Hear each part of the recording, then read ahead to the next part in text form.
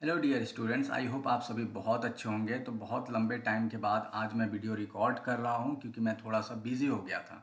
लेकिन अब मैं ट्राई करूंगा कि आपको वीडियोस जो है वो फ्रीक्वेंटली मिलता रहे। तो आज के लेक्चर में जो है हम लोग एमिनो एसिड के बिल्कुल कॉन्सेप्ट को समझेंगे। इसके बाद फर्दर के लेक्चर्स जो होंगे इसी से रिलेटेड, उसमें हम लोग इसके डिफरेंट डिफरेंट टाइप्स को पढ़ेंगे।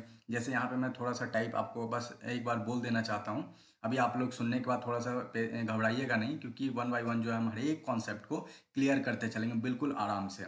तो सबसे पहला जो एक टाइप हो जाता है इसका एसिडिक साइड चेन टाइप हो जाता है। दूसरा बेसिक साइड चेन। तीसरा हो जाता है polar but neutral side chain. और चौथा हमारा हो जाता है नॉन पोलर साइड चेन। तो यहाँ पे अब हम लोग एमिनो एसिड के बेसिक को समझते हैं। तो देखिए, एमिनो एसिड को समझने के लिए हमें सबसे पहले यहाँ हम लोग क्या पढ़ रहे हैं, ऑर्गेनिक पढ़ रहे हैं। तो ऑर्गेनिक केमिस्ट्री पढ़ रहे हैं, तो ऑर्गेनिक केमिस्ट्री में हमें कुछ भी नाम सुनने के बाद उसके बाद हमें स्ट्रक्चर ड्रॉ करना आना ही चाहिए। तो एमिनो एसिड का स्ट्रक्चर कैसे ड्रॉ किया जाए, तो पहले इसके बारे में कुछ बेसिक आइडिया हो जाएगा, तभी ना उसी के थ्रू जो हम लोग डिराइव करके इसका स्ट्रक्चर ड्रॉ करेंगे। तो यहाँ पे एक पहली बात जो इसके रिगार्डिंग आती है वो क्या है कि it's a by functional organic molecule. ठीक है। तो यहाँ पे देखिए कि ऑर्गेनिक मॉलिक्यूल लिखने से एक चीज़ तो क्लियर हो गया कि भैया ऐसा मॉलिक्यूल जिसमें कार्बन का भी प्रेजेंस हो और हाइड्रोजन का भी प्रेजेंस हो। ये दो चीज़ तो बहुत अच्छे से आपको क्लियर हो गया।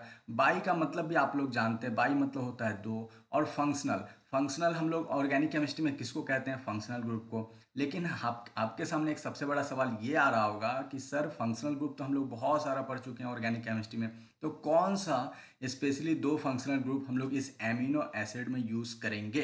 तो उसको अभी हम लोग यहाँ पे डिस्कस करते हैं। देखिए, सबसे पहला जो फंक्शनल ग्रुप हम लोग यहाँ पे यूज़ करने जाएंगे वो हो जाएगा COOH, जिसे हम लोग क्या कहते हैं, कार्बोक्सिल ग्रुप। यहाँ पे आप थोड़ा सा ये देखना कि ये जो COOH है ना, तो ये क्या करता है, यहाँ से H प्लस देता है। H प्लस देने का इसका मतलब नेचर है। तो इस कारण हम लोग क्या कह सकते हैं कि ये एमिनो एसिड में जो है COOH ग्रुप प्रेजेंस होने के कारण हम लोग कहते हैं कि ये एसिडिक नेचर शो कर रहा है।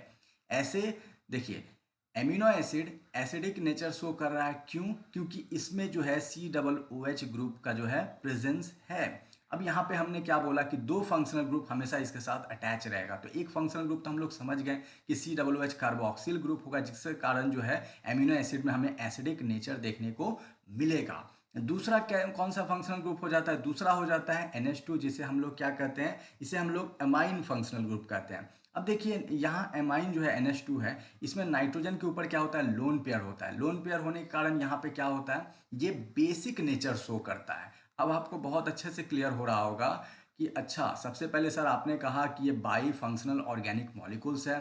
ऑर्गेनिक मॉलिक्यूल्स होने के कारण जो है ये अपने आप में ही ये प्रूफ हो गया कि इसमें कार्बन भी होगा और हाइड्रोजन एटम भी होगा। फिर बाई फंक्शनल ग्रुप है, यानी दो फंक्शनल ग्रुप होगा। कौन सा दो फंक्शनल ग्रुप होगा? तो एक कार्बोक्सिल फंक्शनल ग्रुप होगा, दूसरा अमाइन फंक्शनल ग्रुप होगा। कार्बोक्सिल H प्लस देने का नेचर रखता है, इसीलिए इसके कारण जो है कार्बोक्सिल ग्रुप होने के कारण जो है एमिनो एसिड में एसिडिक नेचर देखने को मिलेगा। वहीं दूसरी और एक और फैक्ट और इंपॉर्टेंट क्या आता है कि अमाइन ग्रुप जो है, इसमें नाइट्रोजन पे जो लोन पेयर है, इसके कारण जो है हमें अमीनो एसिड में बेसिक नेचर भी देखने को मिलेगा। तो अमीनो एसिड में एसिडिक नेचर आ जाएगा COOH के कारण, और बेसिक नेचर आ जाएगा NH2 के कारण। यहाँ तक आई होप सारे स्टूडेंट्स को क्लियर हो गया होगा। अब देखिए, अब हम लोग बड़े आसानी से जो है यहाँ पे स्ट्रक्चर ड्रॉ करते हैं। सबसे पहले हम लोग क्या करते हैं, कार्बन लेते हैं। हम लोग जानते हैं कि कार्बन जो है चार बॉन्ड बनाता है। तो चार बॉन्ड बनाता है तो एक बॉन्ड, सिंगल बॉन्ड तो हाइड्रोजन के साथ बनाएगा। क्यों? क्योंकि इसका याद कीजिए, फर्स्ट स्टेटमेंट हम लोगों ने क्या कहा, बाई फंक्शनल ऑर्गेनिक मॉलिक्यूल। जो भी मैं लिखा हूँ उसी से डेराइव करूंगा अभी आपको स्ट्रक्चर।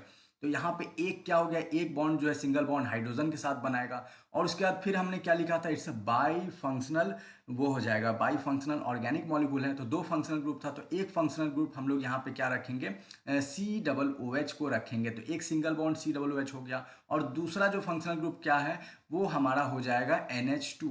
तो देखिए, कार्बन चार एटम के साथ या फिर ग्रुप कुछ भी कह लो आप, उसके साथ जो है सिंगल बॉन्ड बनाता है। तीन बॉन्ड तो बन गया, अब चौथा किसके साथ बनेगा? तो चौथा जो हम बनाते हैं वो हमारा बहुत इंपॉर्टेंट रोल प्ले करता है, जिसे हम लोग इन जनरल जो है R से इंडिकेट करते हैं। इसे हम लोग कह सकते हैं कि यही ओवरऑल जो है एमिनो एसिड का जो है डिसाइडिंग फैक्टर है। आप पूछोगे कैसे सर? तो अभी मैं क्लियर करता हूँ। देखिए, मैं आपसे एक चीज़ पूछता हूँ, COOH होने के कारण जो है ये एसिडिक नेचर शो कर रहा है, NH2 होने के कारण जो है ये बेसिक नेचर शो कर रहा है। लेकिन आप खुद सोचो कि एसिड और बेसिक दोनों नेचर शो कर रहा है, लेकिन अगर दोनों बराबर हो तो क्या ये एसिड और बेसिक नेचर शो करेगा? नहीं। ये कौन सा नेचर शो करेगा? ये न्यूट्रल नेचर शो करेगा।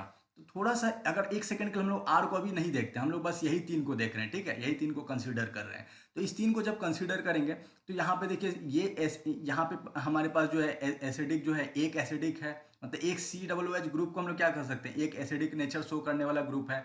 और NH2 को क्या कर सकते हैं, एक बेसिक नेचर शो करने वाला ग्रुप है। जब हमारे सामने एक COOH है और प्लस एक NH2 है, इसको और थोड़ा सा एलेबोरेट करते हैं, मतलब एक एसिडिक ग्रुप है और या फिर एक बेसिक ग्रुप है, तो जब दोनों एक एक ही हैं तो दोनों एक दूसरे को काउंटर बैलेंस करके और ओवरऑल क्या करेगा, ये न्यूट्रल नेचर शो करेगा, बिल्कुल शो करेगा। तो अब हम लोग आर को डिसाइडिंग फैक्टर इसलिए कहते हैं कि आर जो है ये बाहर से कोई दूसरा जो है हमारे सामने क्या आएगा, बाहर से कोई भी अराइल ग्रुप आएगा, एल्काइल ग्रुप आएगा या फिर कोई भी दूसरा कोई भी ग्रुप आएगा, वही ग्रुप पे फाइनली डिपेंड करेगा कि अभी अभी जब तक ये ग्रुप में कोई नहीं आ रहा है तब तक तो ये न्यूट्रल ही रहेगा, क्योंकि एक एसिडिक है और एक बेसिक है। लेकिन बाहर से जो भी ग्रुप आएगा उसी पे ये निर्णय हम लोग ले लेंगे फाइनली कि ये जो ओवरऑल जो एमिनो एसिड है वो एसिडिक इन नेचर शो कर रहा है या फिर बेसिक इन नेचर। कैसे?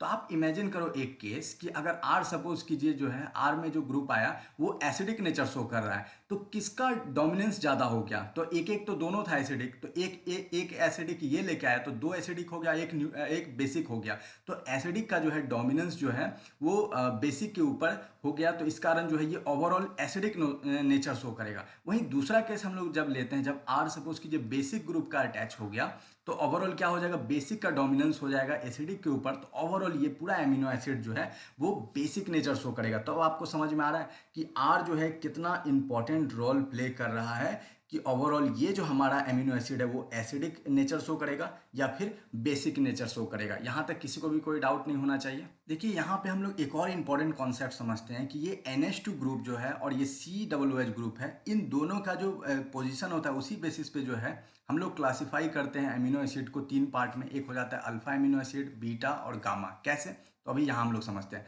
सपोज कीजिए ये जो कार्बन फर्स्ट है इस पे हम लोग COOH ग्रुप रख देते हैं, ठीक है, और कार्बन सेकंड पे हम लोग पहला केस में क्या करते हैं, NH2 रखते हैं। तो अगर कार्बन सेकंड पे जैसे ही हम लोग NH2 रखेंगे तो ये बिल्कुल नेक्स्ट हो गया, तो ये हो जाएगा अल्फा एमिनो एसिड। अगर सपोज कीजिए 2 पे नहीं रखते हम लोग ये NH2 जो है यहाँ पे थर्ड कार्बन पे रखते हैं, ठीक है, तो ये क्या हो जाएगा, हमारा बीटा एमिनो एसिड हो जाएगा। सपोज कीजिए थर्ड पे भी नहीं रखते हैं हम लोग, फोर्थ पे रखते हैं NH2 ग्रुप, तो ये हमारा क्या हो जाएगा, गामा एमिनो एसिड हो जाएगा। तो हम लोग देख रहे हैं कि COOH और NH2 का जो है वो रिलेटिव पोजीशन के बेसिस पे हम लोग ये क्लासिफाई कर रहे हैं कि जो भी एमिनो एसिड हमें गिवन है वो अल्फा एमिनो एसिड है, बीटा है या फिर गामा है। अगर बिल्कुल नेक्स्ट है COOH के बिल्कुल नेक्स्ट कार्बन पे है तो अल्फा, फिर उसके नेक्स्ट पे है तो बीटा, फिर उसके नेक्स्ट पे है तो गामा एमिनो एसिड हो जाएगा। तो यहाँ तक किसी भी स्टूडेंट को किसी तरीके का डाउट नहीं होना चाहिए। चलिए नेक्स्ट देखते हैं अब हम लोग। तो आपने प्रीवियस स्लाइड में अल्फा, बीटा और गामा ये जो तीन क्लासिफिकेशन हम लोगों ने किया एमिनो एसिड का वो समझ गए होंगे। तो यहाँ पे अब एक इम्पॉर्टेंट एक कॉन्सेप्ट है, इसको हो सके तो आप लोग नोट भी कर सकते हो कि ये जो अल्फा एमिनो एसिड है ना, यहाँ पे अल्फा एमिनो एसिड जो है ये डायरेक्टली जो है ये किसके साथ रिलेट करता है, ये अल्फा एमिनो एसिड जो है डायरेक्टली हमारा रिलेट करता है, ये बायोप्रोटीन के साथ रिलेट करता है। तो अब मैं आपको समझाता हूँ कि बायोप्रोटीन के साथ कैसे रिलेशन करता है। देखिए सपोज कीजिए एक स्पीसीज ए है, ठीक है, और इस ए स्पीसीज को हम लोग प्रोटीन दे रहे हैं, और मजे की बात क्या है कि इस प्रोटीन मिलने के कारण ही ये जो ए स्पीसीज है ये जिंदा है। तो ऐसे प्रोटीन को सिर्फ हम लोग सिंपली प्रोटीन ना कह के बल्कि बायो प्रोटीन करेंगे, क्योंकि ये प्रोटीन जो है लाइफ सपोर्टिंग सिस्टम के लिए काम कर रहा है। तो अब हम लोग बीटा और गामा एमिनो एसिड जो है वो इंपॉर्टेंट रोल प्ले नहीं करता है बिल्डिंग ब्लॉक्स ऑफ बायोप्रोटीन के लिए, लेकिन सिर्फ और सिर्फ जो है बायोप्रोटीन के लिए जो है इंपॉर्टेंट बिल्डिंग ब्लॉक्स का काम करता है क्या, अल्फा एमिनो एसिड। इस पॉइंट को आप लोग ध्यान में रखिए कि अल्फा एमिनो एसिड ही जो है बायोप्रोटीन का बेस तैयार करता है। तो नेक्स्ट लेक्चर लेक्चर में जो है जब हम लोग इसके टाइप्स को पढ़ेंगे तो इस कॉन्सेप्ट को और हम लोग जो है एलाबोरेट करते हुए इसके डिफरेंट डिफरेंट टाइप्स को समझेंगे। तो आई होप समझ गए होंगे। वैसे प्रोटीन जिसकी मदद से जो है लाइफ जो है वो चलता है उसे हम लोग सिंपली प्रोटीन ना कह के बायो प्रोटीन कहते हैं, और ये इसका जो बिल्डिंग ब्लॉक्स तैयार करता है अल्फा एमिनो एसिड, ना कि बीटा और गामा। तो आई होप यहाँ तक सबको बहुत अच्छे से कॉन्सेप्ट क्लियर हो गया होगा। ठीक है, ओके।